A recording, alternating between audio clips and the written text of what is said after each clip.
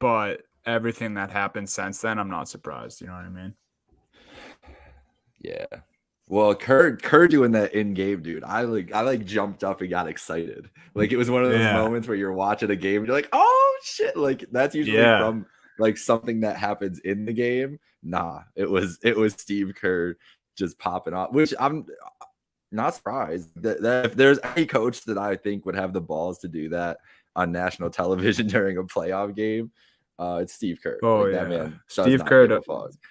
no, he doesn't care at all, bro. I remember when Smart injured Steph in the game, dude. He was red hot, dude. He got up. He was like, Smart came over to the sideline, dude. He was screaming at Smart for injuring Steph. Obviously, it was an accident.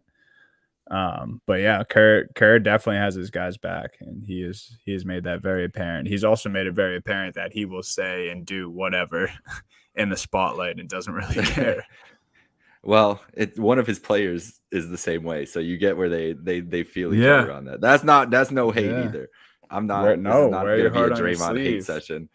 Yeah, this Never. is. I mean, someone put Well, like unless last he night, plays and shitty, then it will. But that's true. no, Well, then never, yeah, but never he for hasn't yet. his He hasn't antics. yet. To be fair, he is.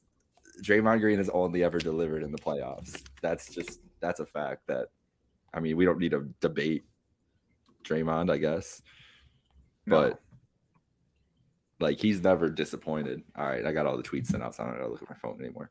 We are live here, 140. Dunny, you want to get us in here? Yeah, what is up, everybody? Welcome back to another episode of the Triple H Podcast, Happy Hour Hoops. It is Thursday evening, no NBA tonight. No, it's Very Doctor sad. Strange night. This is Yeah. literally what happened, Dunny. Is TNT has NHL games for the Thursday night tonight, right? So it's Yep. games instead of ESPN, TBS, TNT, and ESPN was like, "Nah, we're not we're not cannibalizing ourselves here. We'll just let the Celtics and Bucks and the Warriors and Grizz get another day of rest. They get another night of sleep."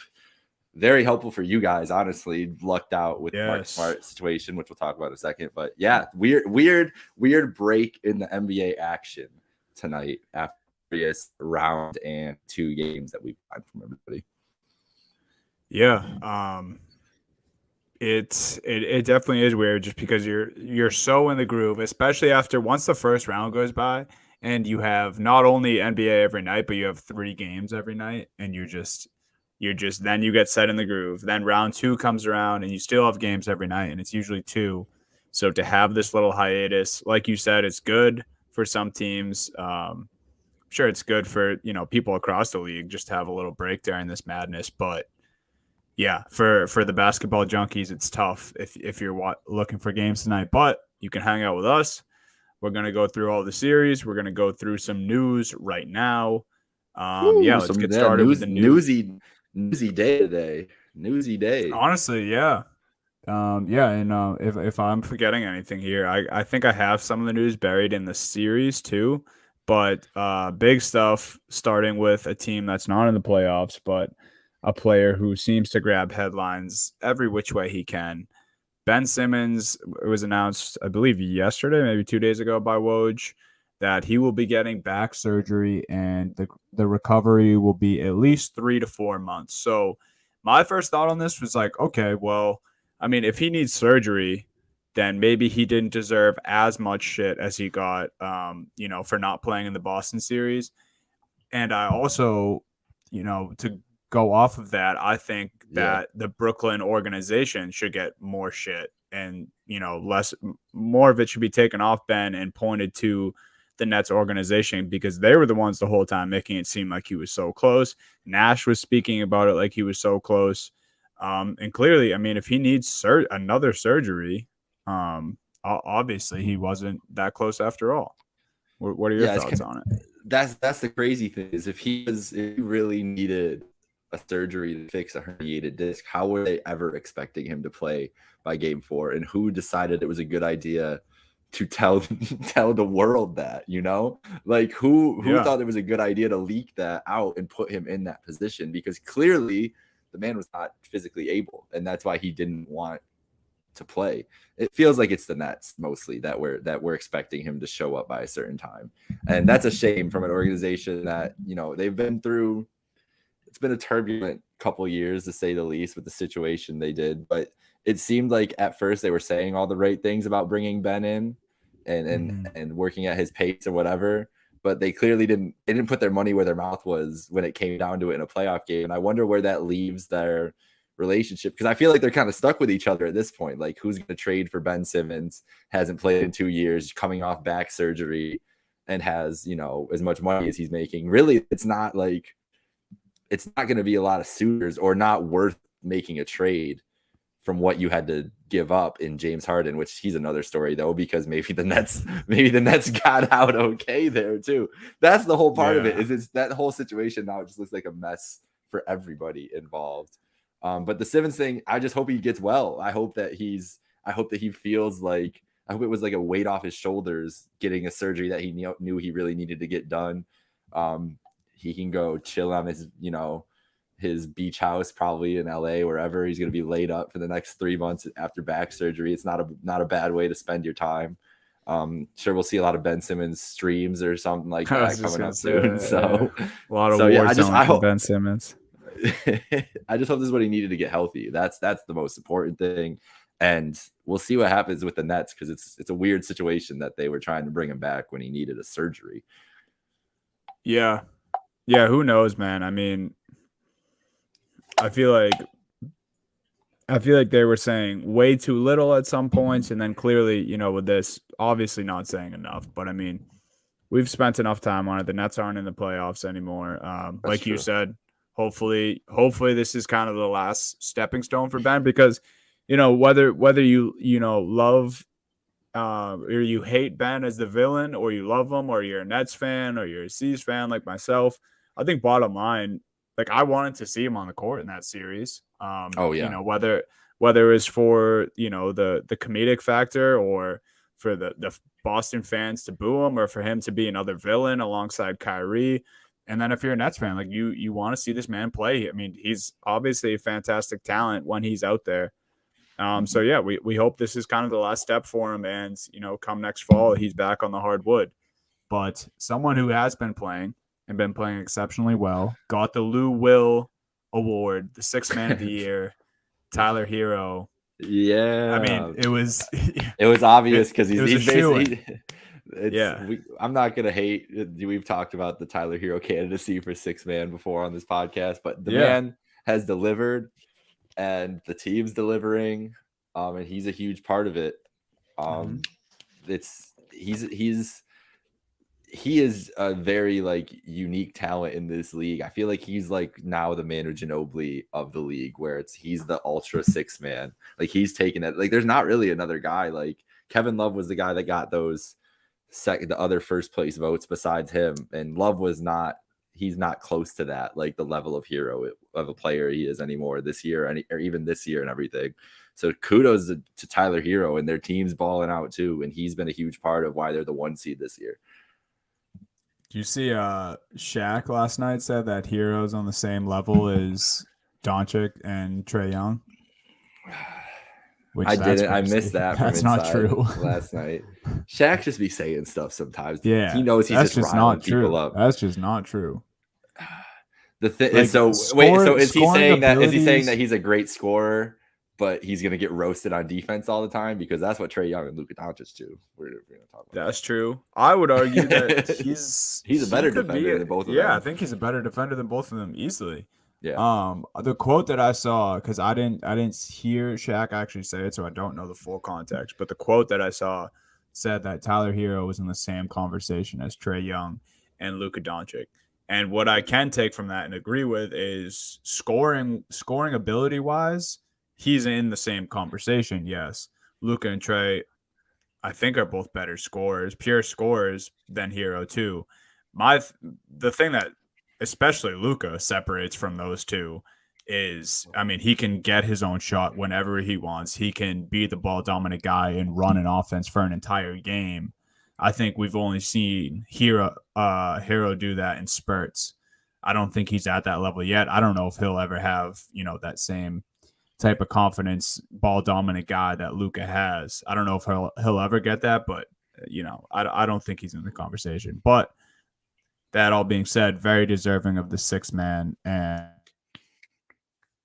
incredible piece for the Miami Heat. The thing about Hero too is that he's delivered in the playoffs multiple times for them now, which is why I think you could talk if you wanted to. Like, I think that maybe that's where Shaq's coming from with it and everything is it's kind of a slant at those two guys as much as anything else. But Hero's delivered in some big playoff moments, and they haven't really had a big playoff moment this year. They're waxing everybody right now. I mean, they walked through they literally sat Jimmy Butler. We're like, we don't need him for game 5. We'll just close you guys out against the Hawks, and then did. And now this series is going the way it is for different reasons. But yeah, it's just kudos to Tyler Hero.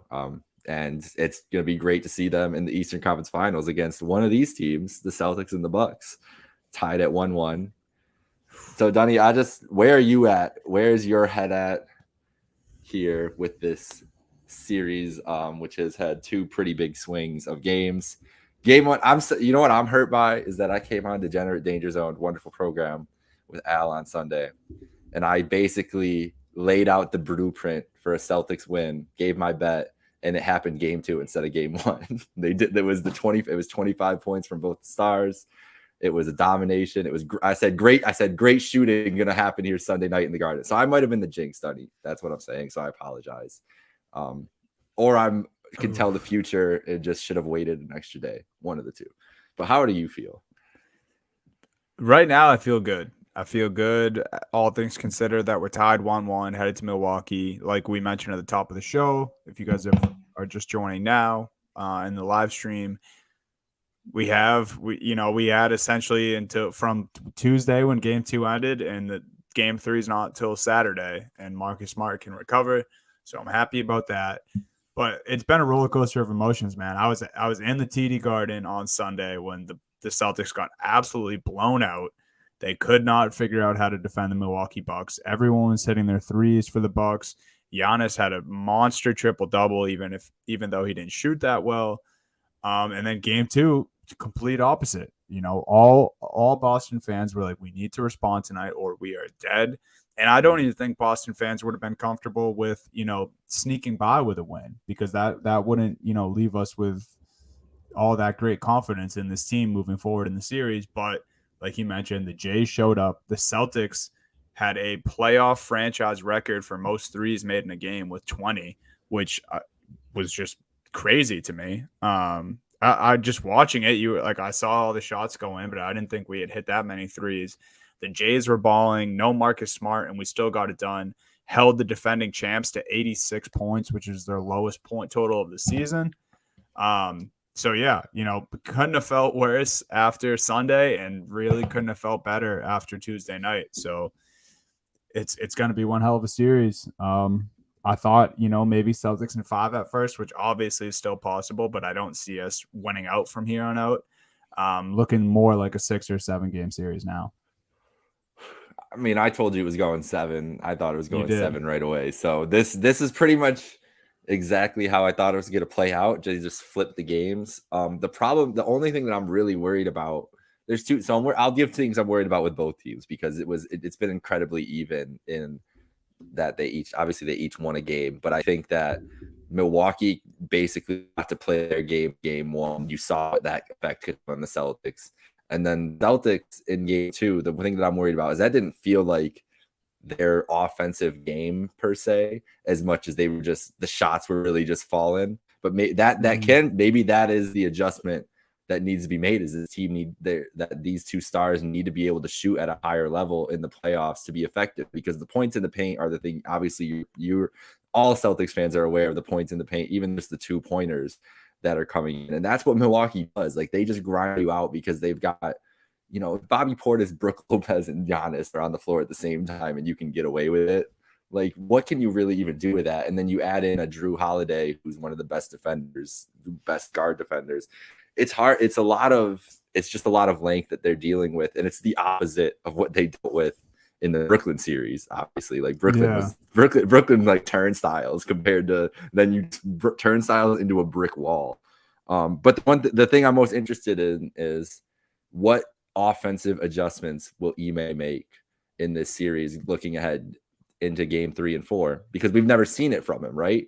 He's never had to make an offensive adjustment. And the adjustment isn't we hit more outside shots. Like that's not what his adjustment is going to be, right?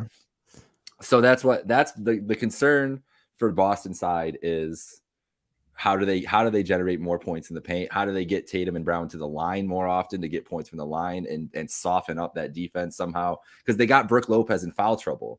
And that's part of the effectiveness of the strategy too, is getting these guys, get Giannis Giannis had 3 fouls pretty early. He was in foul trouble the whole game. You got to get their bigs in foul trouble. So the Milwaukee side is Bud is notoriously not adjust offensively in these series. And like you said, 86 points, lowest total all year. Giannis looks super uncomfortable. Grant Williams is just a tank, like holding them up. But the thing is, they were just like, the Celtics were just like, all right, we have guys with size that can go one-on-one with Giannis. He might get his, but we think that our guys can hold up. And if you can't kick out to your shooters, like we'll live with the 2-pointers from Giannis rather than giving up these open shots. And it worked masterfully. Like it was a beautiful defensive performance without the defensive player of the year. And I don't know what Bud's going to do against that, because I've never seen him adjust or meaningfully adjust. It's just been Giannis played better, and that's why they won a title last year. It was not Bud, as we've talked about multiple times. Yeah, that's actually an interesting point. I like thinking back, probably when did the Bucks dominance really start? Because it was like a few years before their championship, when they were just dominating in the regular season. And we talked about them being disappointing. Right. But yeah, that is an interesting point about Bud never really adjusting. That they have different players, a lot of returning guys from the championship team, but from when they started to play this brand of basketball, they've had different players, but it's always been the same style. It's like Giannis is going to get to the rim, and everyone around him is going to be able to knock down open shots. But if we take away, Giannis's easy looks or make everything difficult for him, and the people stay true to the 3-point line and defend, that what we saw on Tuesday night is what happens. So yeah, that is interesting. I wonder if we will see Bud adjust. My guess would be probably not, and they're just going to try to, they have the home court advantage now. Giannis is going to hopefully look to be better and, just try to bully the Celtics more than he was able to on Tuesday night. And then on the flip side, I think the Celtics, as far as adjusting their offensive game plan, they may not have to make too much of an adjustment because of what they did Tuesday night and the shooting clinic that they put on. That just might fluster the Bucks as it is. Like they might be thinking in the back of their head, okay, we need to defend the 3-point line like crazy now, and that will just open up lanes to the hoop. Like if they have everyone committing to the 3-point line now, that will open up driving lanes for Jason Tatum and Jaylen Brown. That will open up pick and roll opportunities.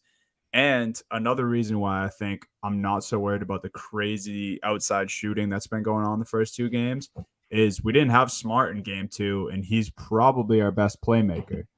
So, for sure. If we can get Smart with Raw and Pritchard and White did not look good game 2 either. They really did. Pritchard, some of Pritchard's shots are just it just looks like he's terrified of this. Like he's not with it this series. And it is a tough matchup for him. Like he's not offensively. He's always going to be the smallest guy on the court. Exactly. Yeah.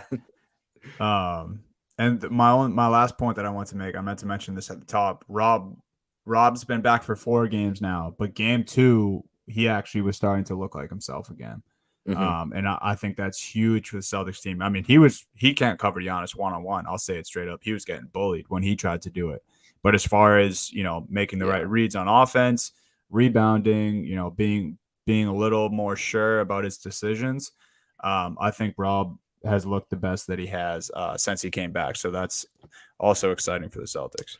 Yeah, I don't think he can move laterally with Giannis. I think that's he's a big body, he's athletic, but getting him like Giannis starts moving side to side with his Euros and everything. Like Giannis's footwork is impeccable.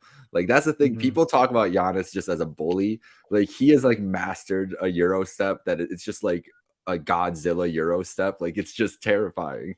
And there's not a lot you could do when that guy does that. Like he just takes 2 steps and he's at the rim, and he has the grace to get around you.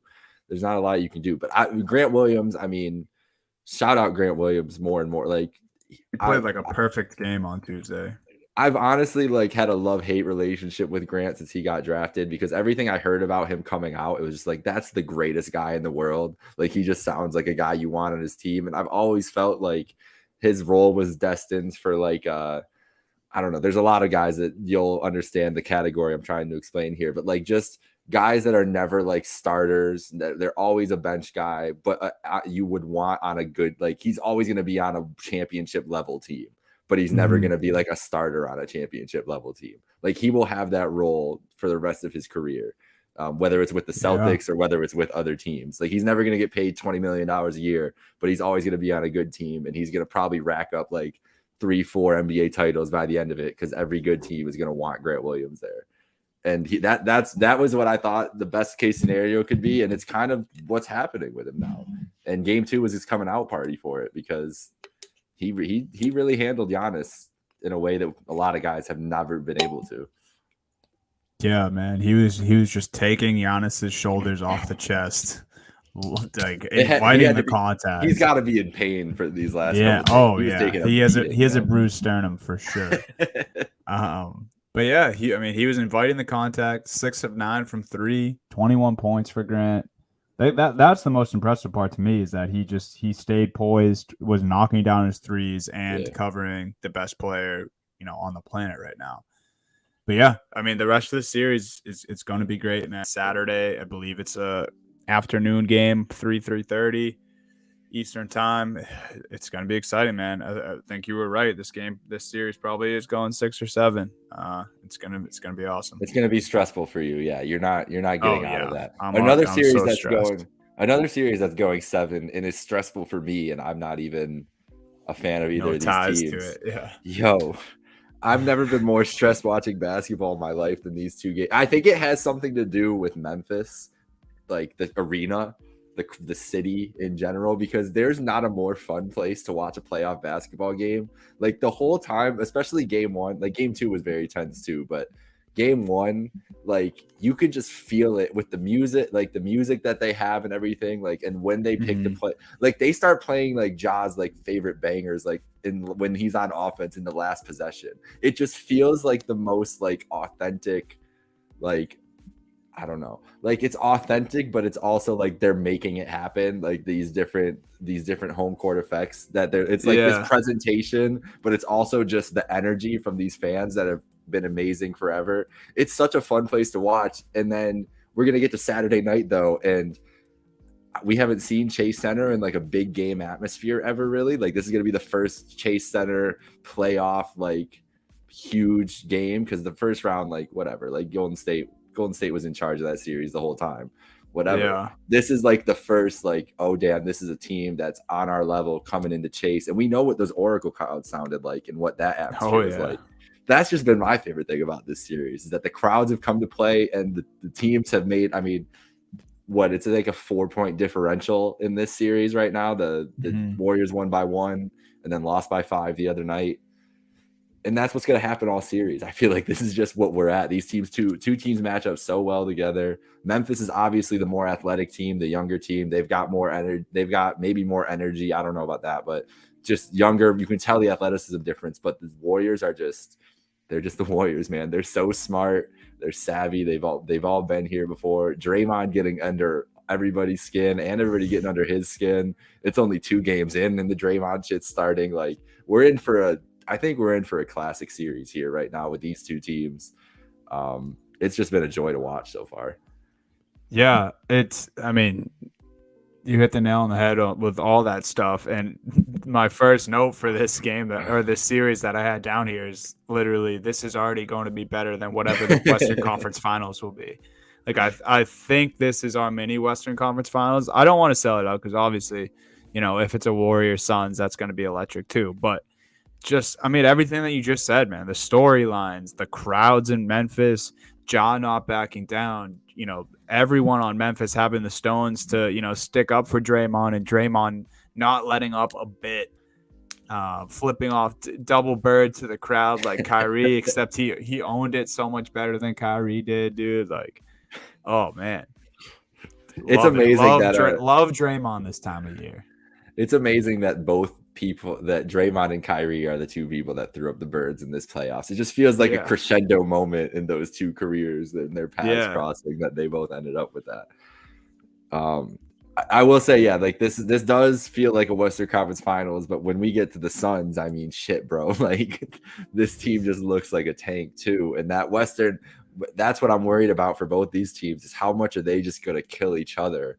And then the Suns really look like I think they're going to sweep Dallas, to be honest. Yeah, I didn't think so until the first two. We'll get there. We'll get there later. But that's what I'm worried about for these two teams, is that there's no way this isn't going 7 in my mind. Like, if the other series, your series has more potential to go 6 one way or the other, this is 7 no matter what, because there's just going to be counters back and forth. And I don't think that the Warriors, without Gary Payton now, which Dillon Brooks suspended for game 3, I didn't think, I'm with you. I don't think he was like, I didn't think in the moment it was a super dirty play, but when you slow it down and then you take into account the injury, and Dillon Brooks does not have a great history with these kinds of things too. Like, he's kind of an asshole and has been for a while. He also has the worst / best, however you want to look at it, flop literally of all time from when he played at Oregon. Yeah. If you guys want to look up that video, just type in Dillon Brooks college flop. It's literally the worst thing like you'll ever see. He wasn't even touched, and you would think that there was a sniper in the arena. But yeah, continue about I don't know. That's a big problem for Golden State, because Gary Payton was starting to cover Ja Morant. Yeah, like, that's like, he was the Ja Morant guy. So I guess Wiggins will probably take more of that on now, but then that takes away some of your size with your death lineup that they've been throwing out there. And Wiggins is basically playing center, so he kind of has to be, with Draymond in there, it helps because he can take on Jaren Jackson and do all that stuff. But in those minutes, like, it's just taking away a lot of size from the interior when they go small as it is, to deal with Ja. And it doesn't seem like anybody can deal with Ja anyways. Like, whatever they try, and everybody was saying, like, everybody was like, make him go right. It's like, no, he's just better than them. Like, he's just gonna do whatever. He's the most athletic freak in the NBA, like, besides Giannis, who's just like, his body composition is his freakness. Ja is Giannis' athleticism packed into a 6'1" man. There's nothing you can do with that. There's nothing, like, you can't defend that sometimes. Sometimes he's just gonna be better than you. Like, there's nothing you can do. Yeah, and the whole like make him go left or make him go right thing, like, we all agree that Ja is a superstar, or at least on his way there. He's a star in this league. I never understand that. That's someone's critique. You don't think that he's thought that people are going to try to make him go right, like, in his life at this point? Yeah, but like, just any star in general to say that about, it's like, dude, he's a superstar in the NBA. He can dribble with both hands just fine. And specifically to Ja Morant, he, like you mentioned, he's one of the most athletic freaks in the league. He's going to go over you.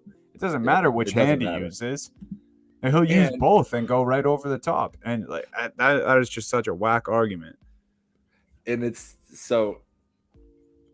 just crazy too, because with him, like, if you watched enough of him, and that's the thing too, I think, is a lot of people this is their biggest exposure to Ja Morant, and it's nobody's fault. Not a lot of people watch the NBA as much as we do and everything else, but there's a lot of people that this is like not the first time they've seen Ja, but the first time they've seen him in this kind of spotlight, or first time they've really thought of him in this kind of spotlight. When you put him up against Steph Curry, like, Steph Curry has like 7 commercials on during every NBA game. Yeah. Like, if you turn every commercial, it feels like it's just Steph Curry back to back to back to back to back. I see Steph Curry as a mime now. I never thought I would see that in my life. But so when you put him at that pedestal now, he's starting to get like superstar hate too, out of nowhere too. It's just like that's when you know you've really made it, is when people are coming at you for like the dumbest shit, because Ja just makes the the layup package that Ja has, no one else in the league has. The moves that he can make at the rim are dumb moves for most NBA like every other NBA player except him, because you know he's gonna make shit happen. And I think that's the thing that drives people that are just getting exposed to him like crazy, because that game one, and even when he struggled against Minnesota, you're like, what are you doing, bro? Like, you can't be trying all this shit. But it's like, no, like he is the person who can, like, he is an exception that people aren't used to, I feel like, when it comes to some of that discourse. Right, because when it works, you put up 47 on Steph, and your team gets a victory and ties the series at 1-1. Exactly. Yeah, I do. Is getting back to the Dylan Brooks thing though. It's interesting. For a lot of different reasons. Like you said, we kind of talked about it at the very beginning of this. If you were here before the intro, I get it. I'm fine with him getting kicked out of that game. I'm fine with the flagrant 2. I'm surprised that he got suspended, honestly. Everything that's transpired since the illegal foul, I'm not surprised in that sense, because of the attention it got, and that kind of the outrage from the Warrior side and this and that, and the severity of Gary Payton II's injury. But as far as like the act goes, I don't think he should have been suspended for Game 3. But ultimately, he is, and I like the point that you brought up about defending now, because now, at least for most of the game, you're going to have to ask, I assume, Steph or Clay or Jordan Poole to try to check Desmond Bane for a whole game. And this is a guy who's been really quiet to start the series, but he is far bigger than all 3 of those guys. And he can shoot and he can get to the basket at will. So Desmond Bane moving forward here, especially with Dylan Brooks missing Game 3, is a guy to watch moving forward in the series. So looking forward, I think this is going to, after all that praise I just gave Ja, Golden State, I mean, they won Game 1 and they lost by 5. They did their job and split. I find it really hard to see a path of Memphis beating Golden State in Chase Center. I feel like this could get to 3-1 pretty quickly, because I feel like Game 3, I'm just chalking up to Golden State. The energy in that building Saturday night is going to be unlike a lot of other like arenas will like a lot. It's Warriors playoff game, and this is, maybe it's a little biased because I've seen watched too many games that I've cared about inside Oracle and everything, but it's one of the most terrifying places to play a road playoff game. That crowd and the energy they get if Steph gets going, but I think Poole is kind of there too, because he could go on those Steph-like streaks of shooting. Like, I thought Poole, another thing I said on Degenerate Danger Zone that was wrong on Sunday, I was like, I don't know about Poole in this series. I was like, I don't know if he's going to hold up defensively. They might just not give him the minutes, and I don't know what he's going to do against that length against him. Like, is he going to show up? And what does he do? Game 1 puts up over 30 in what is basically his coming out party in the playoffs. And so I think that I have a hard time seeing Memphis win in Golden State, and it might not matter because they have 2 more home games still. And if they, if it gets to 3-2, or if they snap, they can. It'd be hard, as I'm saying that, it'd also be hard to see Golden State win all 3 of their games at home too against this Memphis team. So I don't know. It's a tough spot for Memphis, because that Game 1, like, it was right there. Like, they could be up 2-0 so easily here. Yeah. With that scoop shot, and this is what it changes. And now they're the team on the defense, and you're going to face the Warriors in San Francisco, to try to go even out a series. It just hasn't happened. I haven't seen it happen a lot. Maybe that's just what it is. There was the stat they put up the other day. Within series, I think they're 19-2 in series when Clay, Draymond, and Steph are all together, or something like that. Something absurd. And their only 2 losses are obviously the NBA Finals. Yeah, since 2015, since they started the run. Like, before that, they obviously lost series, but since 2015, they're 19-2 in series. So my brain just can't see Memphis going in there and winning these games. That's basically the roundabout point I was trying to get to. Yeah, I mean, I think me and you are high on this series for a reason. It's a tough one to anticipate what's going to happen. You surely really can't take a guess, although you might as well, judging by how the first two games went. It kind of seems like a coin flip at this point. But I agree. Where I think definitely next game, I think the Warriors should have a lot of motivation from Draymond's camp. All the way down to what happened with Gary How Payton. how And great then is no it that Dylan we just get Brooks. Draymond's got his podcast, and that's where we just get the Draymond info. Like he just comes on, he's like, Inspiring, I'm gonna bro. break down game 2 of Yeah. the Memphis. It's like this, like I love it. It's Dude, or great. when he got ejected and literally just went straight to the airwaves. He's like, this is what happened. This is why. It's great. It's awesome. Yeah. And one of the I things, do love how authentic he is, bro. It's awesome. It's great for the league. oh yeah, and people mad at him and whatnot. The JJ Redick clip from yesterday with Mad Dog Russo, which Mad Dog has been ridiculous for 30 years. So I don't. This is just like our generation. I don't know if you're familiar with Mad Dog. I've got Yes Yeah. Network on my house for the whole time. Like I'm sure you are. But this is like I feel like our generation who's not familiar because he's just old. That show has been gone for so long. All that stuff.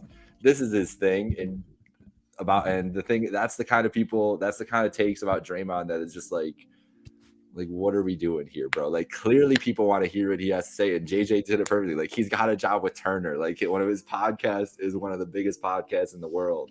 Like he knows what he's doing. He's a marketing fucking genius, is what he is. He's getting kicked out of games, flipping people off, whatever, and then more people are gonna go listen to his damn podcast after the game.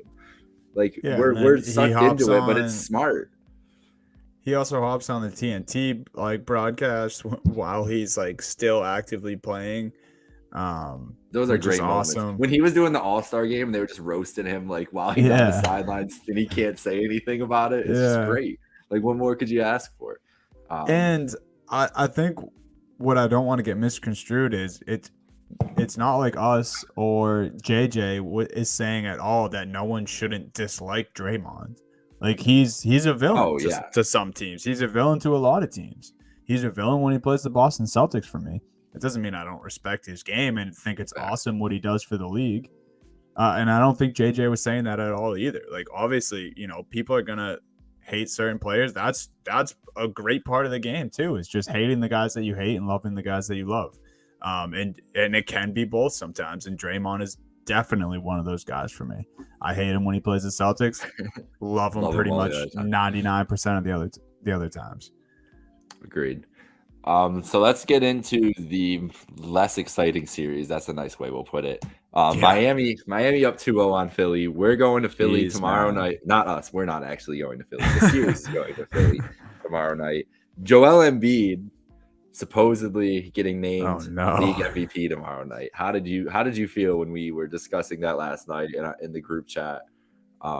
Because to be honest, I'm not surprised. Like I understand how we're going to get there, and I can talk about that in a minute, but I'm still shocked that this is what we're going to end up with. And I don't think it's the right choice. I don't either. I think the Joker Jokic is definitely my MVP if you ask me, or if I had a vote, that's who I would vote for. And the reason I was surprised isn't because Embiid's far off numbers-wise, because obviously he's not. He had a fantastic season too. He deserved to be number 2 in the conversation all year long, but that's where he was. I mean, he simply just does not impact, or at least this season did not impact the game the way that Jokic did.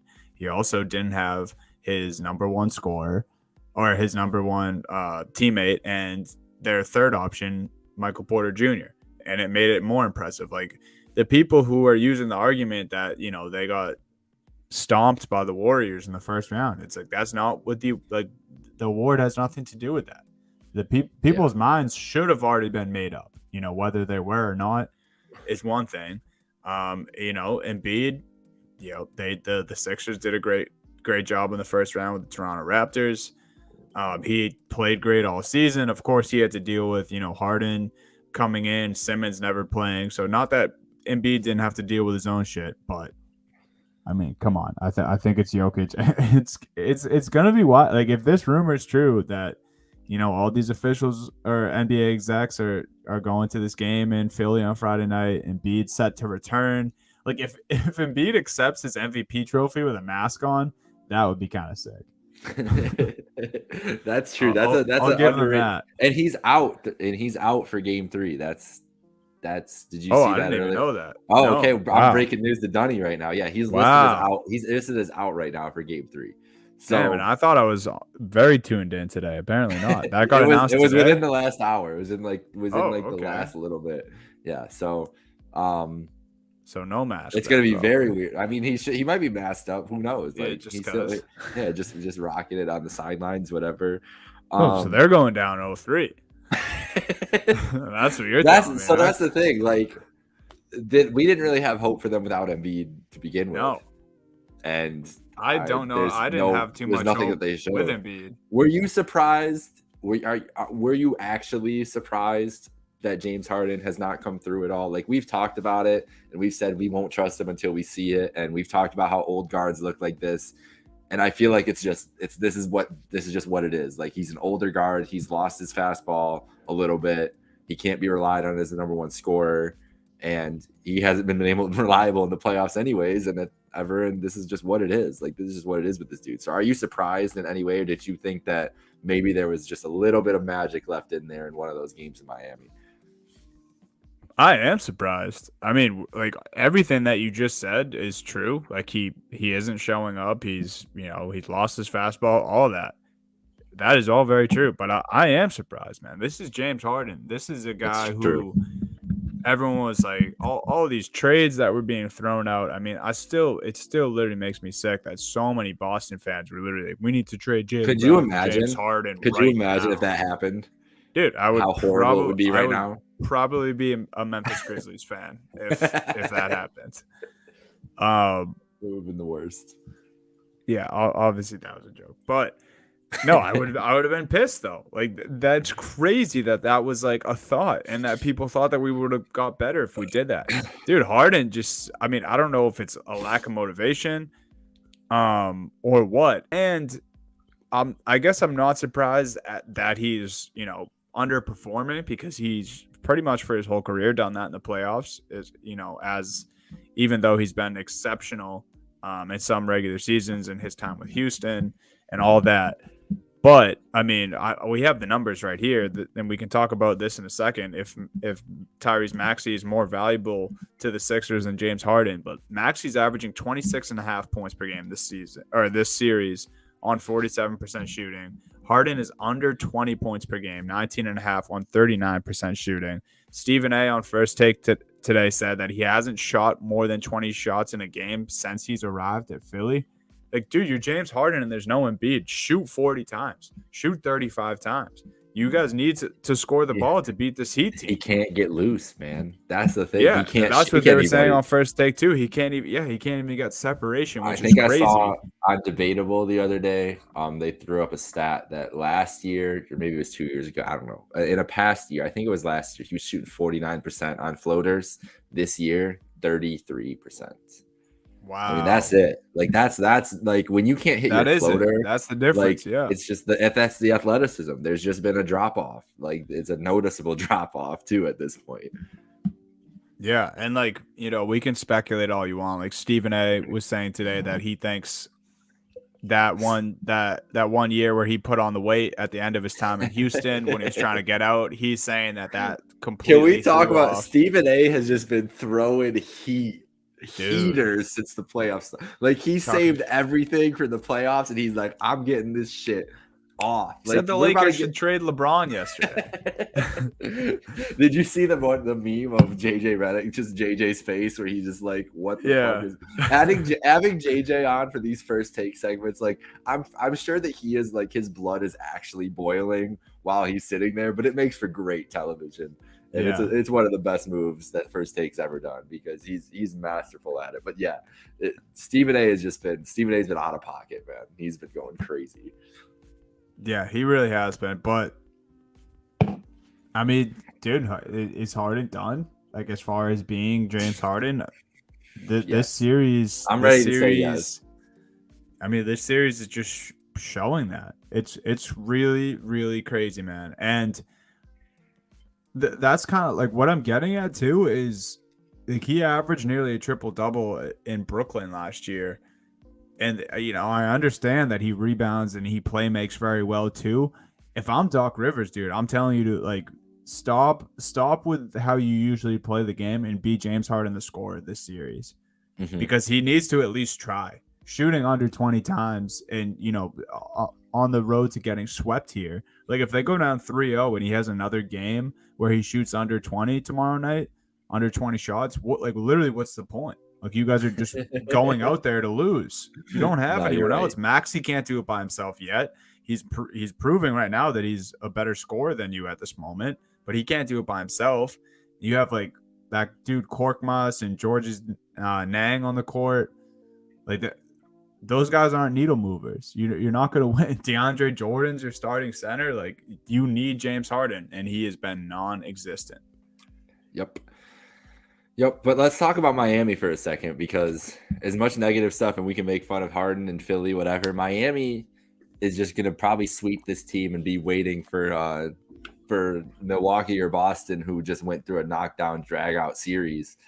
Miami has looked the part the entire time. Like even without Butler in game 5, without Lowry, with this little bit of stretch. I don't know. I still think that Boston or Milwaukee is going to be the finals team over Miami. But I would have never been surprised if Miami ended up in the finals, and they're just so solid. Like there's really nothing you can pick at with them. They have the guys that can take over when they need to. Their defense is impeccable. They have great playmaking, great shooting. I guess the only thing you could really complain about is just that if they're, I don't know, like, because the star level thing, like Jimmy Butler, if you want to compare him to like a Giannis or a Tatum or whatever those guys, like he's not going to be put up on higher on people's lists of like best players in the league or whatever. But does it really matter when the combination of him, Lowry, and Bam, like that combination of three is just as good as any in the league? I think just the way that they play together, the way they play off of each other, and their collective impact. And you put the rest of that team and probably the best coach left in the field. They're a scary team looking toward. And I'm disappointed in the home court advantage though, because there's still a very late arriving crowd in Miami right now. And I know that Miami sports fans are fickle as it is, but come on, guys. It's the second round. Maybe the Eastern Conference Finals, if Joel Embiid was playing, I bet you those people were there. But the second they know they're winning, they're just like, yeah. So they'll fill it out. If it's a Miami-Boston too, like we know that rivalry, that it runs deep for the last 15 years. They'll be packed out in there for that. But I've been disappointed in Miami, but not surprised. Disappointed though. Yeah, definitely disappointed in the fans, man. You have a fantastic team. I agree. They have the best coach, left in the mix here, and Coach Spo. He's amazing, dude. He embodies Heat culture. He pretty much created this new age of Heat culture. Bam Adebayo is the dude for me this series. He's such a freak, man. He really is. I mean, he just sees the opportunity. He had a monster game 1. No Embiid game 2, 23 points, 3 assists, 9 boards. He's gonna get anything he wants in this series as long as Embiid stays down. The old DeAndre Jordan cannot keep up with Bam, and then whoever the hell else is next in line behind DeAndre obviously can't check Bam. Bam and the depth of this team, I think, are the craziest things to me, because Victor Oladipo played 7 games for the Miami Heat, and now he just casually 28 minutes, 19 points, 6 rebounds, and assist in game 2. Yep. And that's a dude who played less than 10 games for the number 1 seed in the Eastern Conference this year. Duncan Robinson, who is a respected role player in this league, one of the best 3-point shooters across the league, played 1 minute in game 2. Like they don't even need they have guard. They're weak at guard right now with their starting point guard out, and they don't need to play Duncan Robinson. Yep. This team's scary, man. I agree. I think, I do think the Bucks and Celtics are superior, but if they make it to the Eastern Conference Finals, which it looks like they will, whoever the Heat get, it's going to be a hell of a series. Yeah, it's going to be a great series no matter what. All right, let's get to the other Heat Sun related team. the Phoenix Suns. I don't know. I wanted like I couldn't just say Heat related because they actually are the Heat. I don't know, warmth related, something like that. They're brothers in Yeah. warmth in Fire sun related. logos, fire related. Yeah, there you go. There you go. Phoenix up 2-0 on Dallas. Dominated the end of the fourth quarter last night. Chris Paul, masterclass performance once again. Like it's just effortless for him in the fourth quarter at this point. Doncic had a great performance in the first half. Put up a great stat line the whole game. The one thing is he is not a great. They start like Chris Paul, again, undebatable earlier. Dominique Foxworth put it perfectly, so I'm going to steal this. He's like, I can't imagine what it must feel like if you're Luka Doncic and Chris Paul is just pointing you out in front of the arena. And it's like, no. I want to go against you, because he did that the entire fourth quarter, and the Suns are just doing what the Suns do, man. They've done this for 2 playoffs straight. They're one of the most well-built and well-coached teams. Even with Doncic going off last night, there's just not a lot of answers for Phoenix. They've just got better players. They've got better personnel. And when you got a guy operating at the level that Chris Paul can, it's not much you can do. The disappearance of Jalen Brunson is probably one of the biggest things, but I'm not really surprised by that, because this is not a team that, hates itself like the Utah Jazz. This is the best team in the NBA. But it just sucks for Luka, but they need to get him some kind of better personnel, because I think the way this team is constructed, this is what their fate is against a team like Phoenix. Yeah, for sure. And touching on the Brunson thing, I mean, if the Utah Jazz didn't have Rudy Gobert, they'd be one of the worst defensive teams in the entire league. Yeah. So it makes sense why Brunson was able to, create his own shot, get his own shot, dominate some of those games against Utah, because their perimeter defense is that bad. And the Suns are just completely the opposite. Booker can defend on the perimeter. CP3, especially a guy like Brunson, CP3 can lock you up. You're similar in size, even though CP3, isn't the best defender. And then Mikal Bridges, who was top 3 in Defensive Player of the Year. And he'll lock and Jay Crowder. I mean, Jay Crowder is just, my brother just texted me about Jay Crowder. He's like, I love Jay Crowder, but he thinks he's the best player on every team in the game. Like, yes, that's the Jay Crowder experience. You love him, but he thinks that he's better than even you think he is. No matter and he what. will fight anybody. Exactly. He does anybody. Not give a fuck. And speaking of Jay Crowder, you brought up Luka. It's crazy because even the Mavs and Jason Kidd and Luka himself knows that he can't defend, because they start games and start quarters and start halves with him guarding Jay Crowder. And that's not a knock at Jay Crowder, but say it's Tatum in the series. And obviously I'm using a homer example here, but Tatum would be on Booker or Bridges or even Ayton. Like Tatum's lining up with Brook Lopez in the Bucks series right now to start the game. For sure. And you have Luka on Jay Crowder.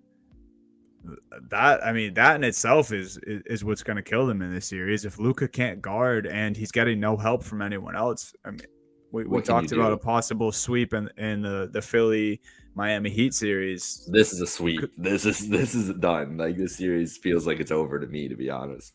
I know it feels that way, but I thought the Mavs would put up a fight, and they just are not.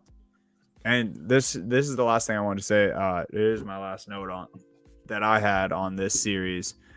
I mean, I think me and you both said it looked like the Mavs made the right moves at the deadline. I heard people on SportsCenter saying it today that, they clearly won the trade, getting rid of Porzingis and bringing in Bertans and Dinwiddie. But Luka needs help, dude. I think Dinwiddie had 10 points in the first half and finished with 11. Or had 8 points and finished with 11, whatever it was. Like, and Brunson, like you said, isn't stepping up. The big guys really aren't doing their thing in this series. Like, Luka needs a secondary star for them to get past the second round, I think. Yep, I wholeheartedly agree. And I think that's been their thing for a while. I think that was their thing going into this year. Even when they traded Porzingis, it was a surprise because he was the swing at the secondary star. Obviously, that didn't work out, but they still need that guy. They need somebody to just be able to create off of him.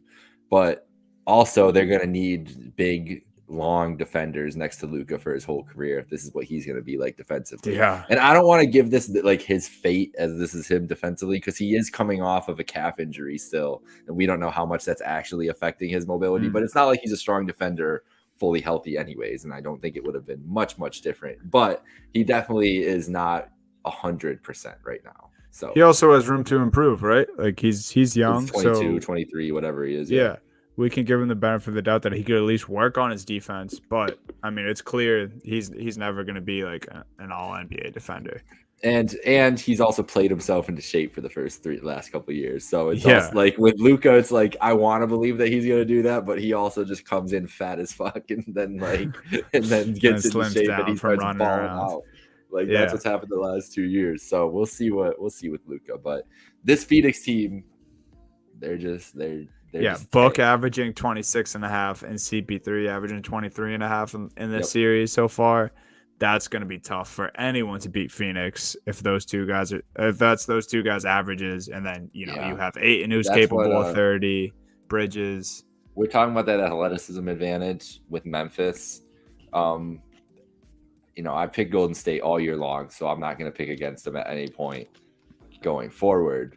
But if they're matched up in a series with Phoenix, and we're talking about them getting beat athletically by Memphis, and Memphis is probably more athletic overall as a team than Phoenix, but Phoenix is still, there's a significant youth length athleticism advantage over the Warriors with Phoenix, and that could cause, I think Golden State's offense will have a lot more problems with Phoenix than they will with Memphis at any point, despite the athleticism disadvantage they're facing right now. But would love to see Steph Curry and Chris Paul go at it for another round, because Chris has never beat him. He's never beat him. And if this is Phoenix's year, if this is their storybook year where they go wire to wire, best team in the league, and Chris Paul gets his illustrious title, they kind of have to beat. I guess either way, it's a good story. Either way, he gets to beat his longtime nemesis, or he gets to beat the young up-and-coming superstar and knock him down a peg. Either way, it's good. But beating Curry would be just a little bit sweeter for Chris Paul. I think he would admit that privately to his friends and never to the public. But yeah, I agree. I tend to agree with that as well. So yeah, Suns. You think Suns are sweeping here? Suns, Mavs? I think both warmth-related, fire-related teams are sweeping. Okay. Yeah, let's go. I want to. Well, Joel not playing Game 3 is crazy. I thought that might be able to make it a series. I think the Heat are definitely sweeping.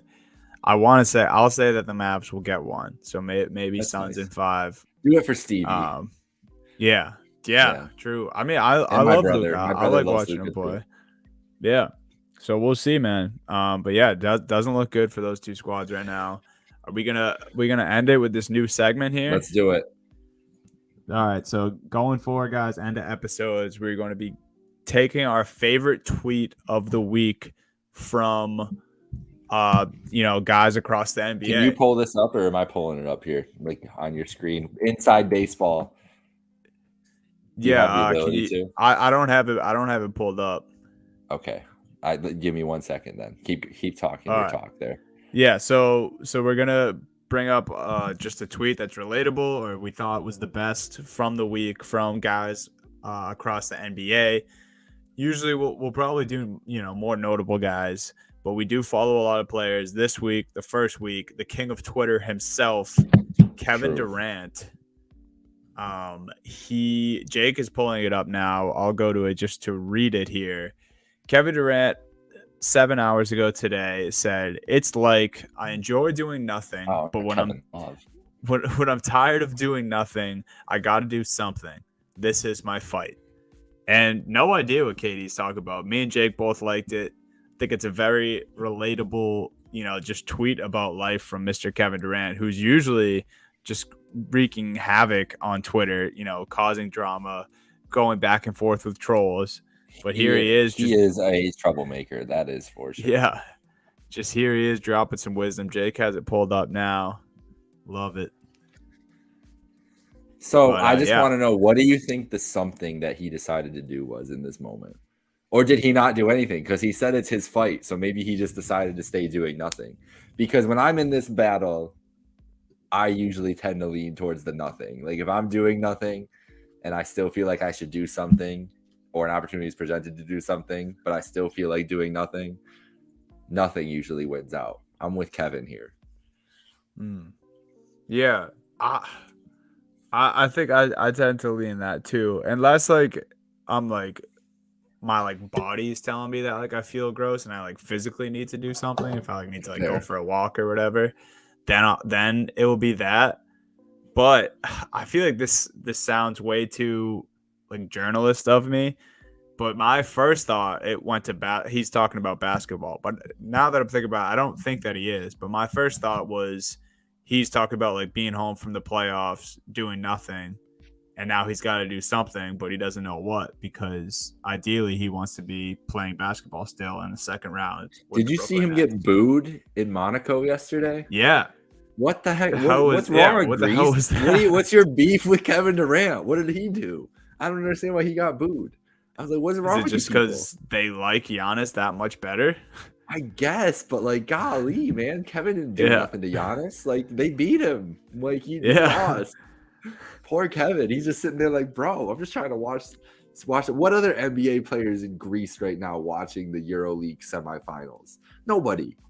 Give Kevin his props for supporting your basketball leagues. Yeah. This is ridiculous. I know that was strange. I also do just love that for Durant, that he's just been traveling and just watching hoops. Yeah, good for him. I wonder what he. Maybe that's the something. Let's see this though. Wow, this is his other tweet. I think that's how we're supposed to. Periods of idleness and spiting periods of work. The go state. What you can read that. Potting. That's what I feel like he's just thinking about podcasting. He's one of us. Oh, potting. I mean, Katie's podcast is one of the best podcasts out there. You should be listening to the ETCs. Interview with Kyrie Irving this week, which was a normal, interesting Kyrie Irving interview as always. Some good. If you love Kyrie, you got what you wanted. If you hate Kyrie, you got what you wanted. That's he delivers for true. All of his fans and haters, and whenever he speaks. And it's a great pod. Kevin Durant has declined multiple times to go on Pardon My Take with Barstool, so I doubt that Kevin Durant will come on Happy Hour Hoops. But this is an open invitation to Kevin Durant. If you would like to come on Happy Hour Hoops and tell us about this nothing and something that's on your mind. Now, did you see this the other day? What is this? So you see James Harden. Oh, is this Tyrese Maxey talking? He's gonna go hang out next to his boy Tyrese. They're gonna talk about what happened on the court there. Yeah, nah. Tyrese said, "Nah, buddy. That's not a good look." You've been on me and you, whether it's hockey, basketball, whatever, been on a lot of benches. That's not a move that's ever good for the health of a good team.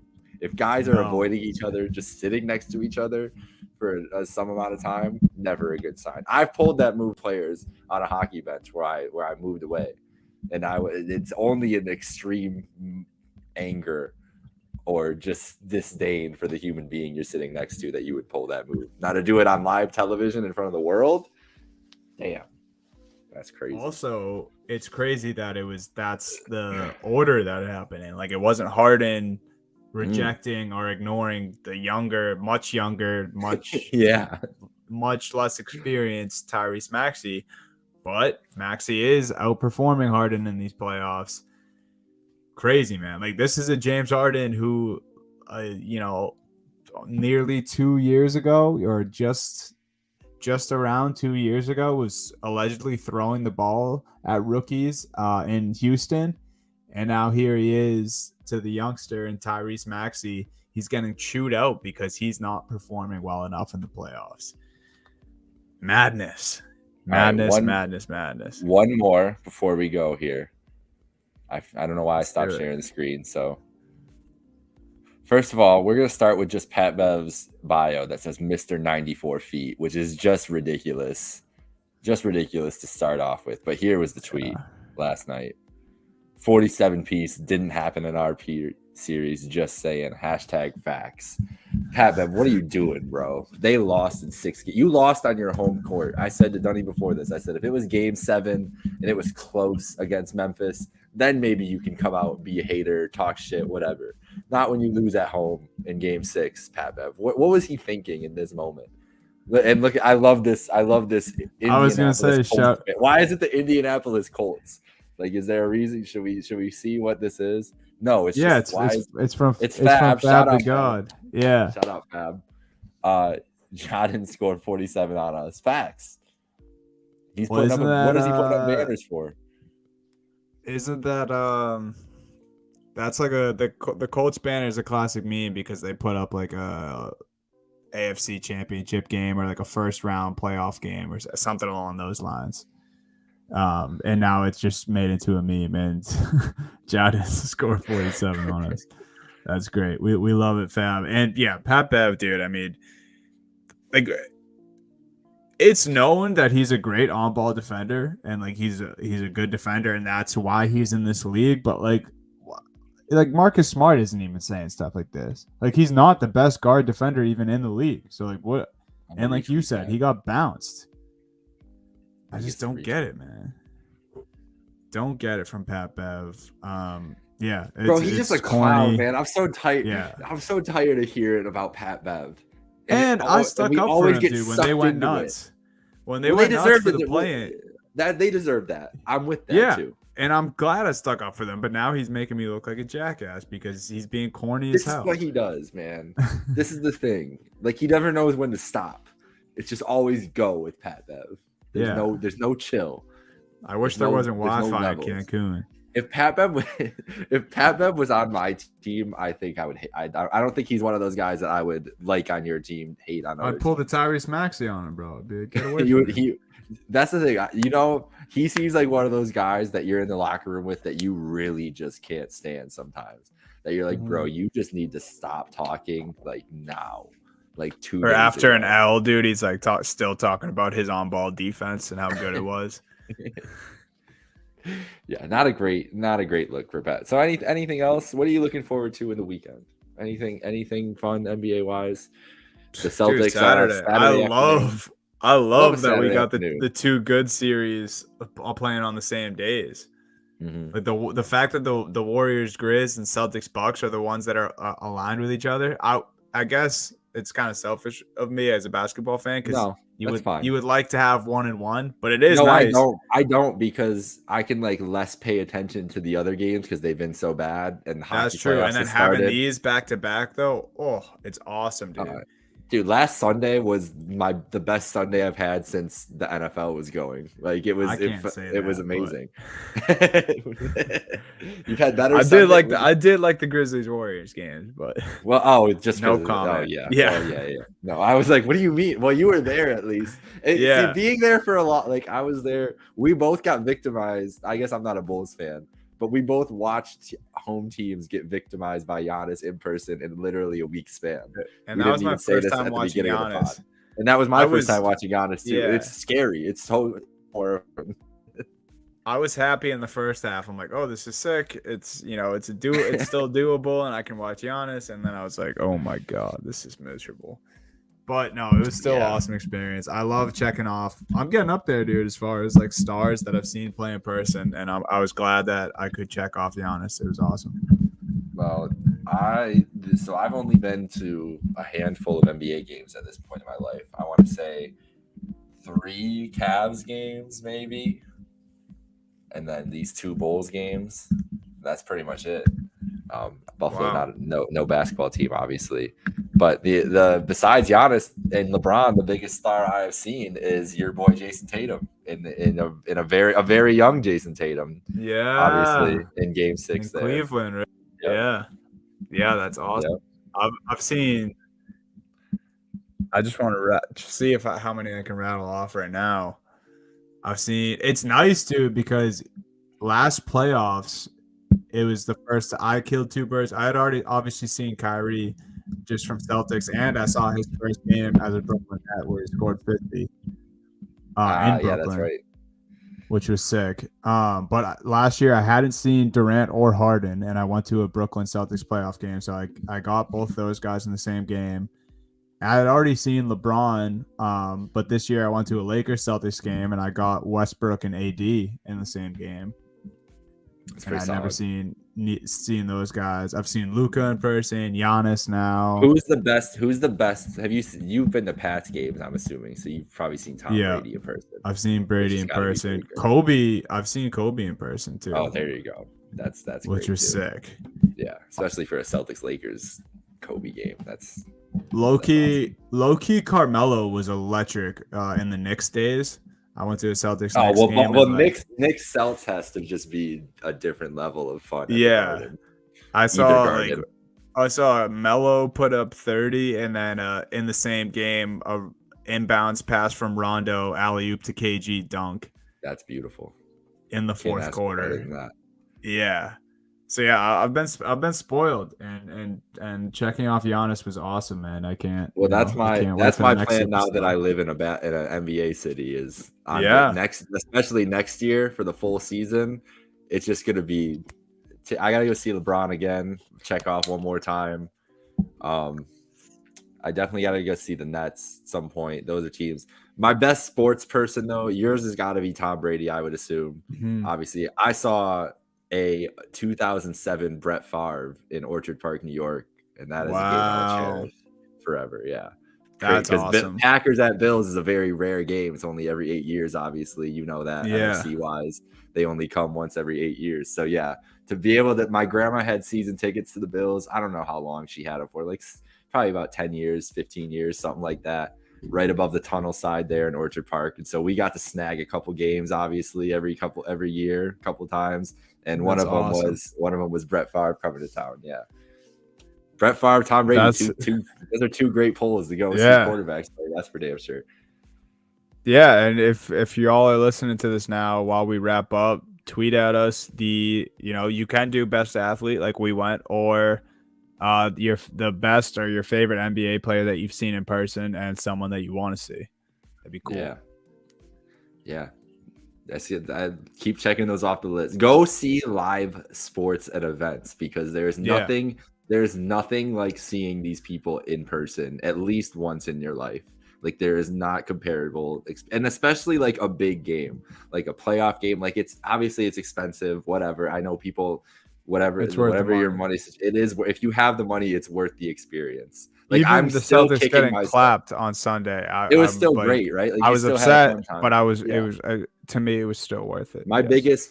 biggest thing is I was obviously not we're all poor college students in college. No one's got crazy money. And I Mhm. debated all day long whether I wanted to pay however much it was, $300, $400. It would have ended up for game 3 of the NBA finals, Warriors at Cavs, the game where Durant hit the deep three. Oh And my god. that'll be my biggest regret. The only regret, I don't live with any regrets. That is the one regret I will always have in my life, is It's not just spending fair. that money. Even though I would have been devastated, I would have been like so hurt Yeah, that's seeing Kevin heartbreaking. Durant do that. It would have been a story that I could have told. So that's the one thing. That's why I'm saying this at the end of this podcast is if you feel like you need to go to it, because Yes. you don't want to miss basketball history like Kevin Durant hitting a 3 in LeBron James's face to go up 3-0, which was not fun to watch. And it would have honestly, I think if I went, I would have not been saying this right now. I would have been like, that is the biggest waste of $300 in my life. Should have never went to that game. That's probably what I'd be saying, but I didn't go. So that's not what I'm saying. Anyways, anything to go off of there, Dunny? No, I want to echo that. If you're on the fence about a sports game, especially playoffs, go to it. Send it. You'll make the memories. It'll be worth it. All right. That's that. Folks, thank you for Donovan Holden. This is Jake Michael. Follow us at Happy Hour Hoops. Subscribe wherever you get your podcasts. Enjoy the games this weekend. Yes, it's gonna be Let it great. ride. Let's see what we got. We'll be back next week sometime. Maybe some teams moved on to the conference finals. We'll see. Have a nice